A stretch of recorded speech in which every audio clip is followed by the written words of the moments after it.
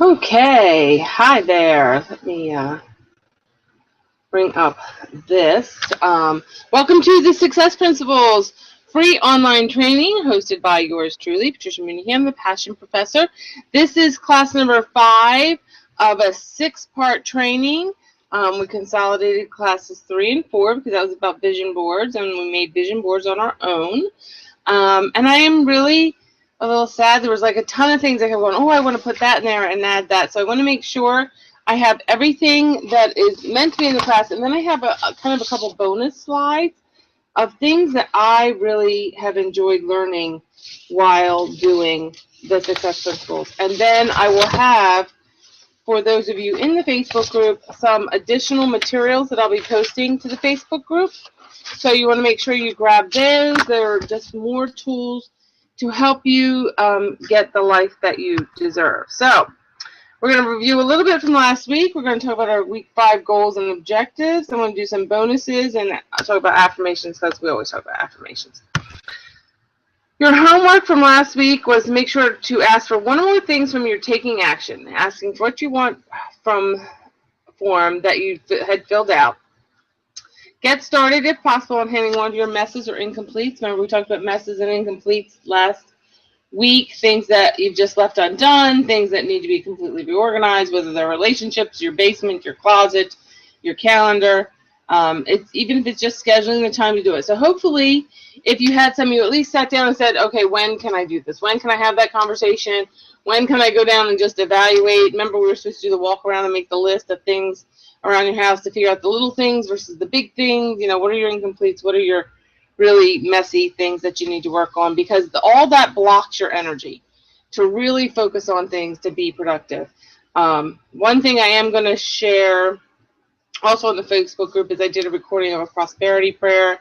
So I'm going to share that there as well.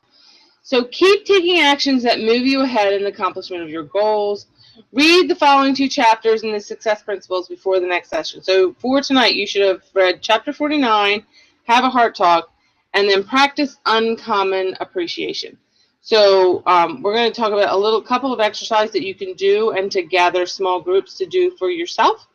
And that will benefit others in your life as well. So quick review. E plus R equals O. Event plus your response equals your outcome. So if you want to change your outcome, we know we can't change the events necessarily, but we can always change our response. Goals versus good ideas, MTO, minimum target, and outstanding. So you want to remember those 3 things when you're doing goal setting and doing daily affirmations, daily practices, vision board. I keep saying off the charts and outstanding. I think there's actually another initial. Isn't that awful after all this time? I'm getting that wrong. Finishing incompletes and cleaning up messes. So those are the things we've done so far.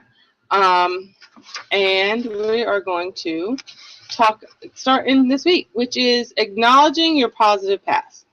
So that's where we're going to start. Hopefully you've, at this point already, you're kind of getting in that habit as you were getting ready for tonight's class. You had thought about something this week that you've either implemented, something that started to go in the right direction, a breakthrough, or an insight that you've had. And then we're going to talk about acknowledging your positive past. So just take a minute, and you're actually going to close your eyes and remember back in the day. So if you're in your 20s, this should be pretty easy. And the next part will be harder. If you're in the 40 and above group, this might be a little harder. But just take a couple minutes and close your eyes and think back to before you were 18 years old. And something back then that you would have called an accomplishment, an achievement, or success. So it could be something as easy as a game-winning home run in a Little League game. It could be getting a lead in the school play. It could be winning a spelling bee. The fact that you saved up the money to buy your first car, your college acceptance letters, an Eagle Scout badge, passing the biology class, you know what I mean, the class that nobody passed, getting a 4.0 or in a class, in a study class. So just close your eyes for just a minute and think about prior to 18. The reason I guess 18 is that whole threshold into adulthood.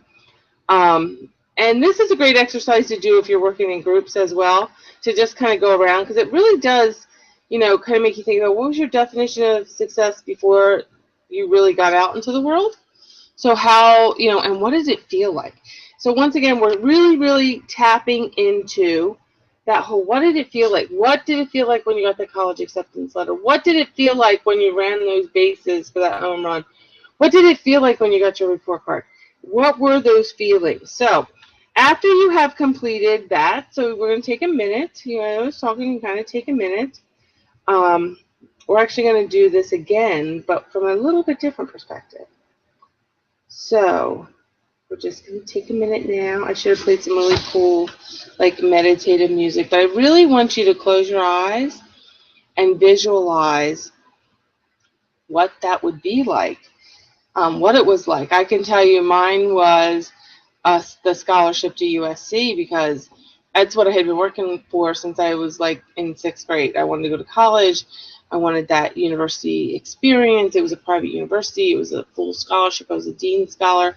So it was like all that hard work, all that not doing necessarily what everybody else did, and studying at times that, you know, other people didn't, or not getting, you know, not necessarily going out and just focusing on my schoolwork and not as much on my social life, had really paid off, and I had gotten what I wanted. So sometimes it is about deciding what it is that you really want.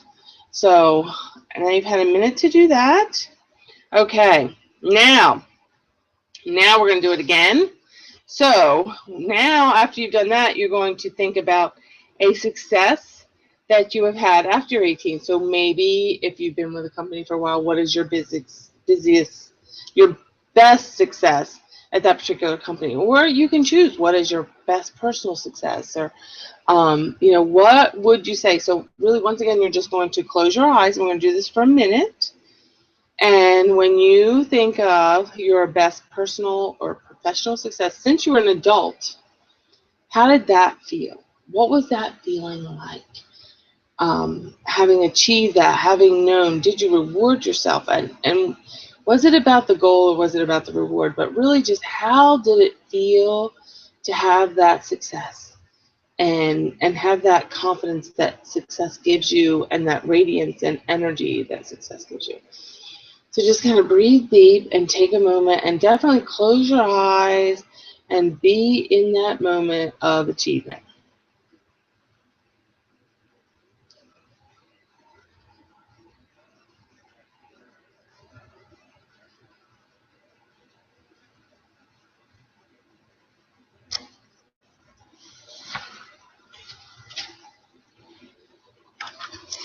Okay, does everybody have their moment? Now, this is the thing. That's the feeling I want you to hold on to.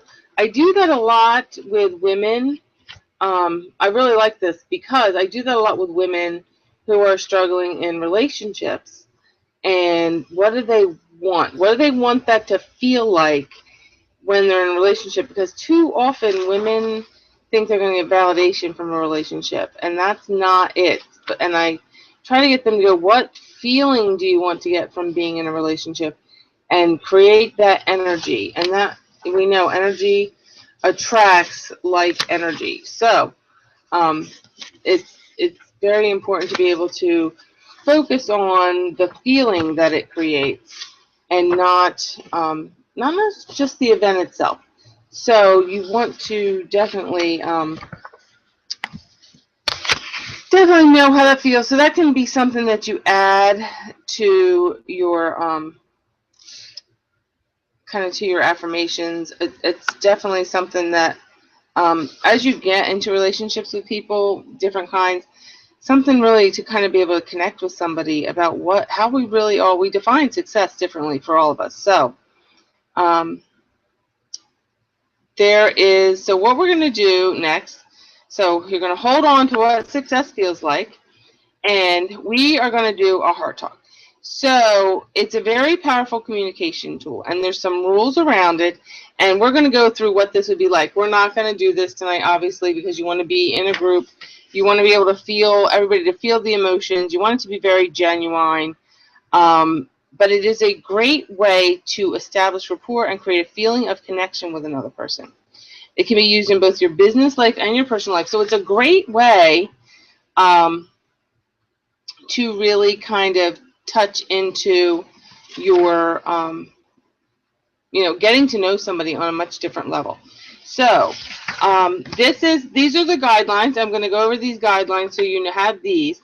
And then there are 4 questions that you're going to do for a heart talk. But these are the guidelines. Only the person holding the heart gets to talk. You don't judge or criticize what anyone else has said. You pass the object to the left after your turn. You talk about how you feel. You keep the information confidential, and you don't leave them talk until it's declared complete. When you're doing it with a larger group as opposed to one-on-one, you can use this one-on-one. You can use it in a larger group. This is a great conflict resolution method. You can kind of limit the number of times somebody can pass, because obviously if somebody's not ready to share, they should be able to pass while other people share, because sometimes people need to feel the trust, especially in work situations a lot. They need to be able to get that point, and in personal situations too, where they trust that the process is really going to work. They're really going to be heard. This is about being heard, and it is about really kind of being able to open up. So there are definitely make sure that everybody has agreed to the guidelines. That whole, you cannot talk until it's declared complete, and no one else leaves until everybody is done talking. So you can get this complete. Also, there's a reference in the book too. There's you can buy a copy of from liveloveandlaugh.com of the Heart Talk book for only $5.95. So that's something, a resource you might want to. Like I said, it's a great opportunity to get to know somebody, and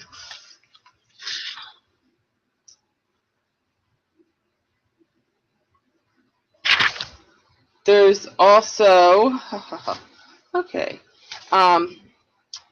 Another strategy for talking is this series of powerful questions. So we're going to talk about those a little bit later, but the Heart Talk is about being present in the moment, really, really listening to what somebody has to say, really, really allowing people to kind of express themselves and know they're going to be heard and recognized. And he also does a whole section in the book. I don't know if you've gotten that far, about the 4 agreements, which is about being impeccable with your word, and that's really important too. But this Heart Talk is a very powerful tool. It's a structured communication process in which 8 agreements are strictly adhered. It creates a safe environment for a deep level of communication to occur without the fear of condemnation, unsolicited advice, interruption, or being rushed. It's also a powerful tool used to surface and release any unexpressed emotions that could otherwise get in the way of people being totally present to deal with the business at hand. It can be used at home, in business, in the classroom, with sports teams, and in religious settings to develop rapport, understanding, and intimacy. So it can be conducted with any size group. Like I said, you can do this one-on-one. You can between 2 and 10. You really don't want to get too much longer because it get really long.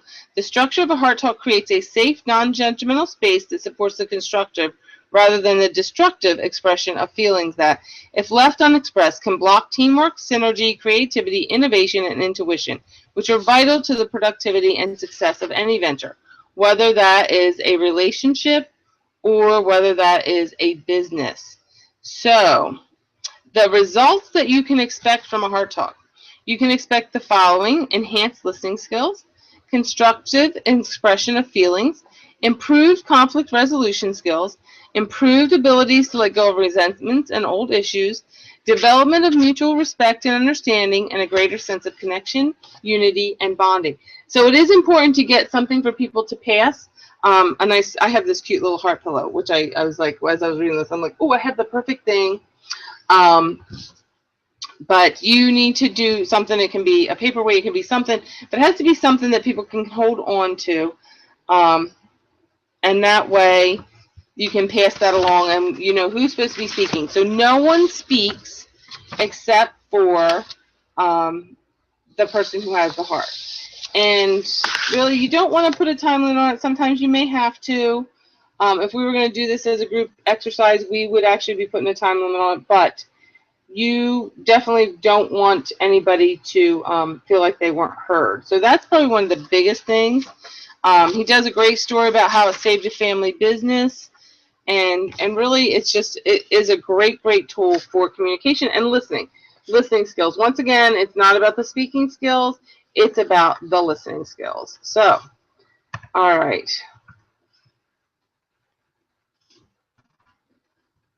So the next part about tonight's lesson, which was the other chapter that you read, was practicing uncommon appreciation, the strength bombardment exercise. So, and I have done this before, and I actually still have framed the results of one of these. So I know how powerful this is personally.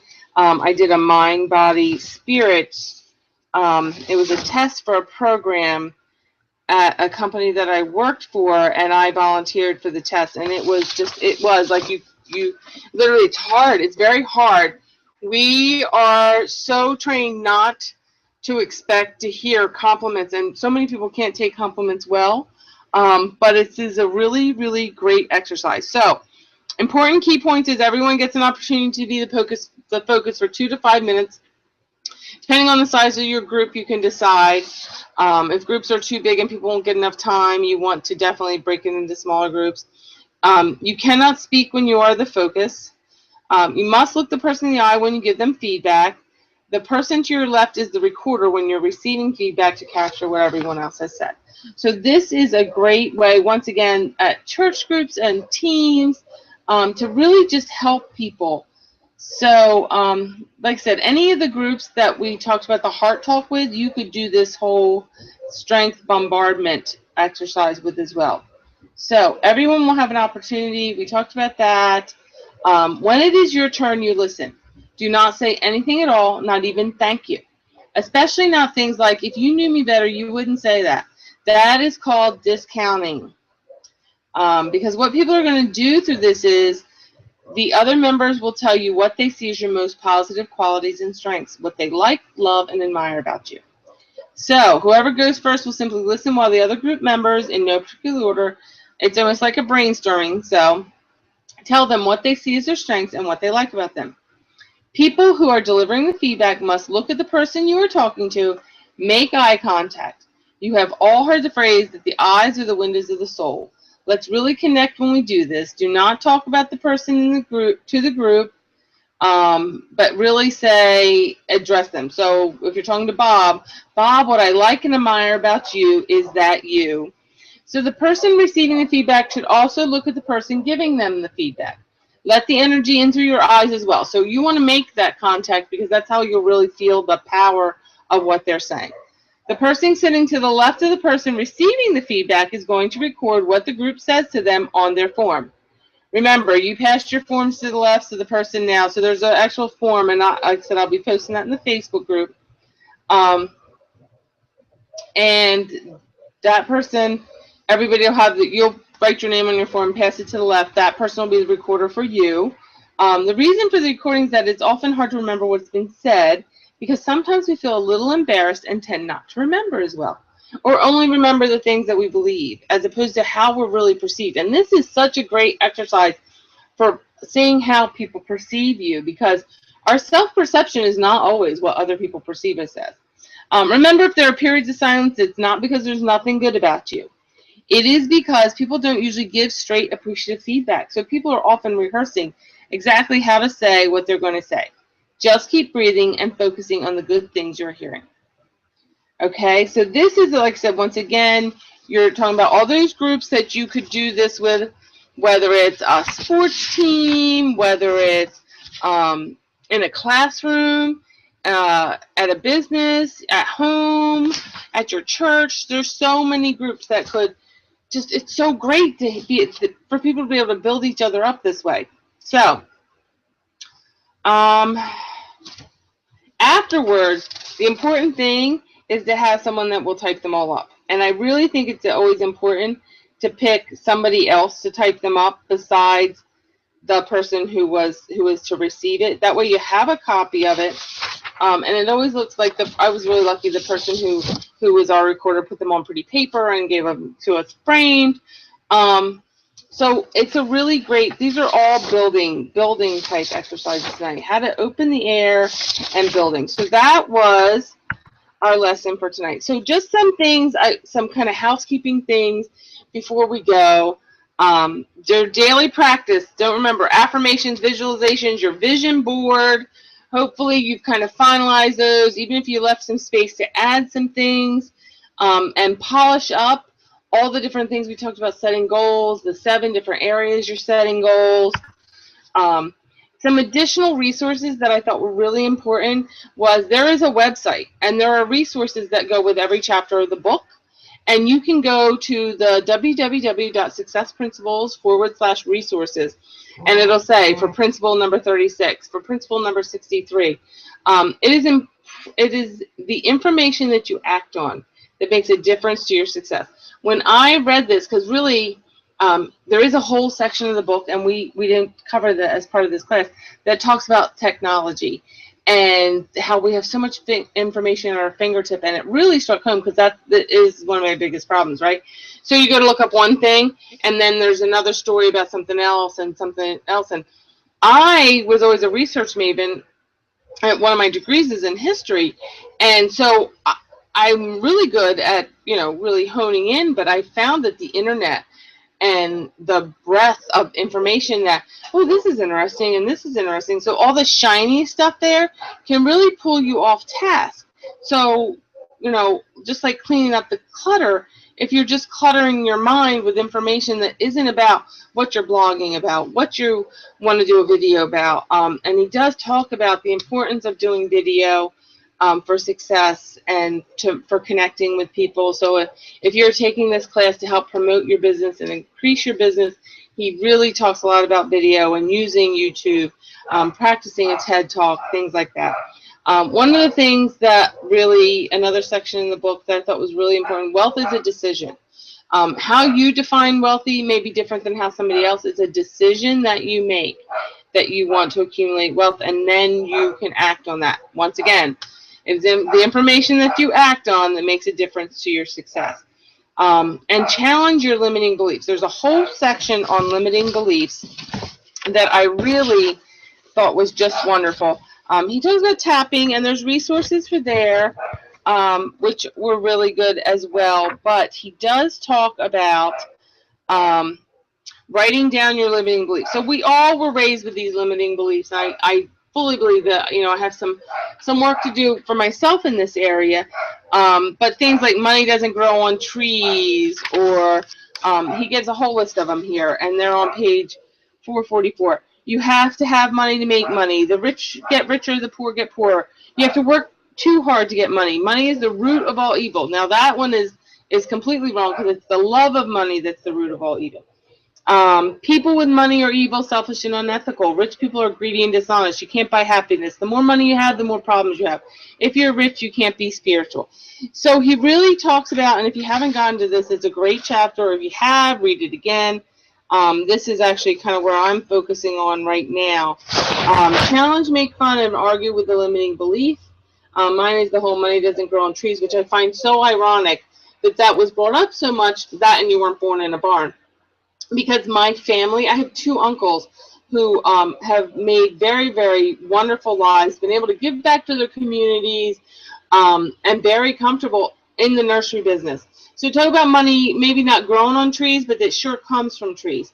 So I would say that's a great one for me to challenge. The more outrageous and fun you make them, the more powerful the resulting shift in your consciousness. So money is the root of all philanthropy. Money is the root of all great vacations. So if you took one, the money is the root of all evil. Money might be the root of all evil for someone who's evil, but I'm a loving, generous, compassionate, and kind person who always use money to create good in the world. So you can definitely positively change those, turn those around. They talk a lot about the 30-day window. So he does give some great examples of more affirmations that you can use to kind of turn around us not having a feeling of abundance. So you come from a place of lack, or you can come from a place of abundance. And God is my infinite supply, and large sums of money come to me quickly and easily for the highest good of all concerned. I now have more money than I need to do everything I want to do. Money comes to me in many unforeseen ways. I'm making positive choices about what to do with my money. Every day my income increases whether I'm working, playing, or sleeping. All my investments are profitable. People love to pay me money for what I most love to do. So those are some great examples. And once again, you can keep adding to your vision board in those resources. Principle 56 has more of the Sedona method home study for tapping. So there's just so many things in this book, and once again, it's like picking which ones do you want to act on. But don't be afraid to challenge those limiting beliefs. Those are the things that were instilled at us very young, because people use the information that they had. It's not about being right or wrong, but you don't want those things to hold you down anymore. A few last thoughts, and these are just some things to kind of help you to on your way and use the principles that we've studied here. If you didn't read the whole book, I definitely suggest you. I've got so many notes on places I want to read again, and so many new resources. I definitely want to read the 4-Hour Work Week, which I kind of dismissed that before. I want to go back and look at the 4 Agreements again, because I forgot how much I really enjoyed that whole be impeccable with your word, and really glad that that was something I already had down, and the rest of the elements of that book. 5 love languages is definitely, I'm planning to incorporate that into retreats that will be coming up in the next year or so. A few last thoughts: be 100% responsible for your lives. So you definitely, that whole taking responsibility, that's that E plus R equals O. How you choose, I've been doing this a lot with my daughter. That's a choice. Just because somebody asked you to do it, if you do it, that's your choice, not theirs. Repeat your affirmations and visualization process twice a day, every day. I am working on this myself, like doing it that twice a day and every day is very important. Believe in your goals and your ability to achieve them. Keep taking actions to achieve your goals each and every day. Never give up. Persistence is the key, right? So he talks about the 150 times. If you knew success was going to be 151, you never know what's that next one that's going to be. So don't give up on your dreams. Complete one mess or incomplete every quarter. Ask for what you want, take action, and make requests. And take time to thank and appreciate others on a regular basis. So appreciation attracts more appreciation. Saying thank you is one of the easiest things, and so often overlooked because we're so hurried, we're so into technology, and technology was meant to free up our time to be able to connect better. So don't lose those connections. I just want to say thank you. This has been such a great experience. Like I said, to read is different than to study. So I really, really enjoyed taking this information to the next level. Even bigger fan of Mr. Canfield now. The fact that he provided this materials for free, and I could share it with you for free, that was just fabulous. So in the meantime, until we meet again, I will see you online. Lots of hugs and kisses, and the best to all of you. Good night.